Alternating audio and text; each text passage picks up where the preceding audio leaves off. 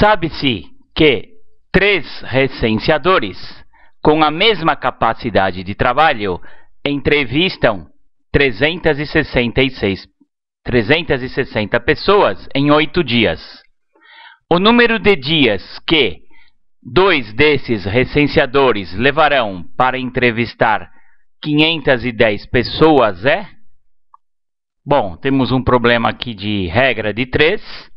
Regra de 3 composta, porque você tem 3 grandezas. Então vamos resolver. Então veja, quais as grandezas que nós temos aqui?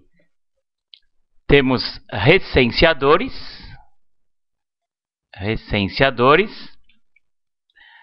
temos pessoas, segunda grandeza, pessoas, e dias. O que temos no enunciado? 3 recenseadores, 360 pessoas em 8 dias. Então está aqui. 3 recenseadores, 360 pessoas em 8 dias. O que ele quer saber? Se ele utilizar 2 desses recenseadores, 510 pessoas, quantos dias levarão? Então, quantos dias X para 2 recenseadores, 510 pessoas. Então, essa é a regra de 3. Nós temos 3 grandezas. O que a gente tem que fazer? Colocar os números grandeza em cima de grandeza, né? Então, recenseador, pessoas, pessoas, e o X aqui, que são os números de dias que eu quero saber.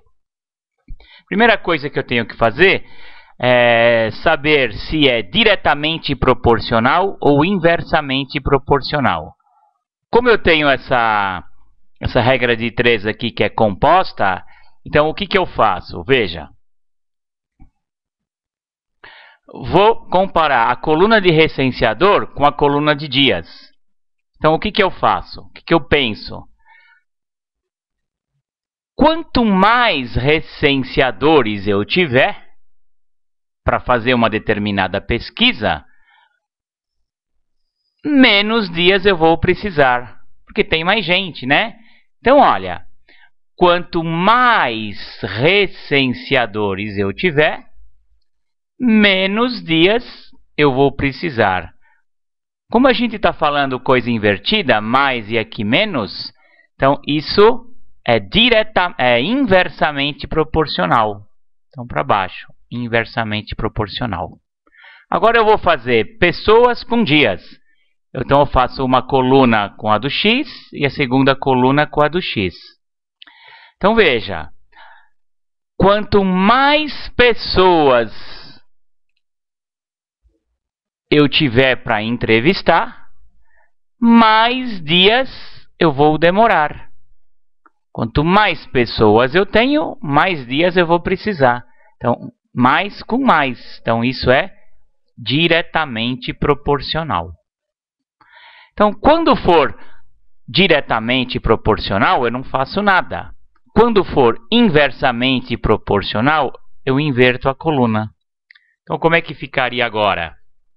Por ser inversamente aqui, então aqui é inversamente proporcional. Eu coloco o 2 e o 3. Só inverto aqui, 2 e o 3. Aqui é diretamente proporcional, eu não faço nada. Repito, 510. E aqui eu nunca mudo a coluna do X. 8 e X. Agora, eu teria que, por ter 2 colunas, fazer a multiplicação dessas 2 colunas para depois multiplicar em cruz, né? Mas vamos... não precisaria fazer, né? A gente pode simplificar, né? Então, olha.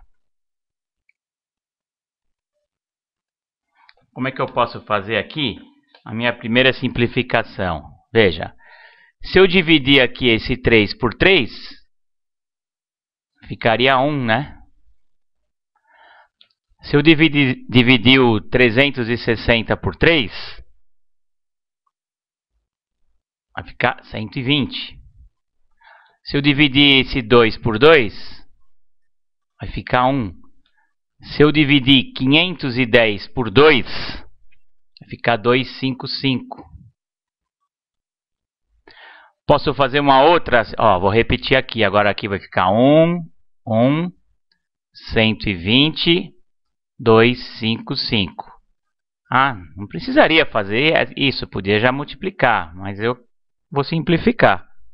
Olha, esse 120 aqui, se eu dividir o 120 por 5, fica 24. Se eu dividir 255 por 5, dá 51. Então, o que eu faço agora? Posso já multiplicar, né? Então, aqui vai ficar 1 vezes 24, 24. 1 vezes 51, 51. 8x. Agora eu multiplico em cruz. 24x é igual a 51 vezes 8. Dá 8 aqui. 5 vezes 8, 40. 408. X é 408 dividido por 24.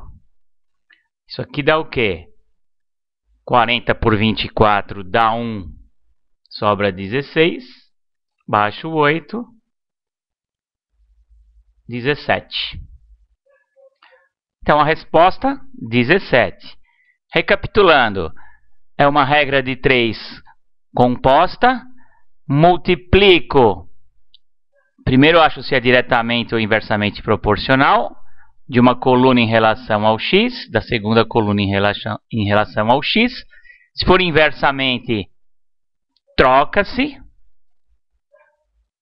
Se for diretamente, não faz nada. Multiplica primeiro as duas colunas, as linhas dela, depois multiplica em cruz. É que aqui eu simplifiquei. Resposta 17. Então, pode marcar aí D de delta 17.